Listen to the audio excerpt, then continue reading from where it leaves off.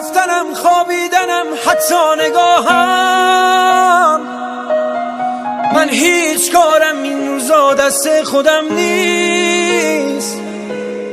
من گم میشم این روزا بین خاطراتت، جز غم کسی این روزا با من هم قدم نیست. من از غرورم این روزا چیزی نمونده، وقتی که سر رو بالش خیسم میذارم، تو روزهای خوبیت من پیش روته، برعکس من آینده خوبی ندارم. تو از گذشتت هیچ چیزی بر نداشتی، اصلا نذاشتی غم تو دنیات پا بذاره، برعکس من توی گذشته گیر کردم. دنیای تو با من یه دنیا فرق داره، من دم به دم دلتنگ روزای گذشتم، چیزی که واسه تو اهمیت نداره. موهامو که دیدم برفات فکر کردم، تو زندگی عشقی دوبار فرصت نداره.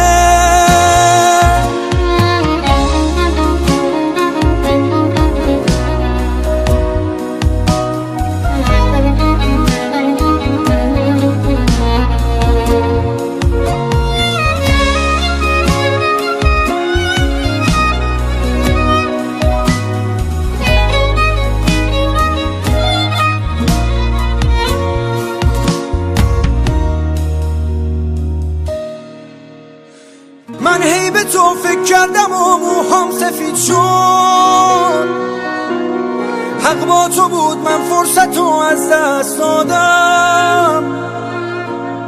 تو بهترین بخش تموم زندگی،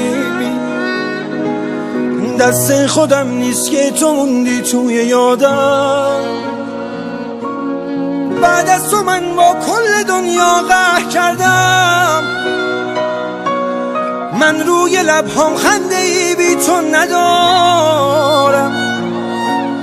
با رفتن آیندم و از من گرفت، برگرد من آینده ای بی تو ندارم.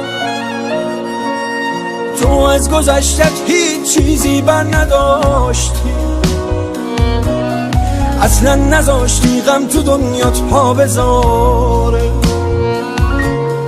برعکس من توی گذشته گیر کردم. دنیای تو با من یه دنیا فرق داره،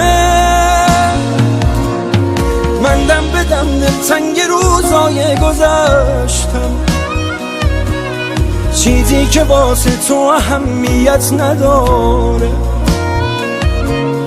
موهامو که دیدم برفات فکر کردم، تو زندگی عشقی دوبار فرصت نداره.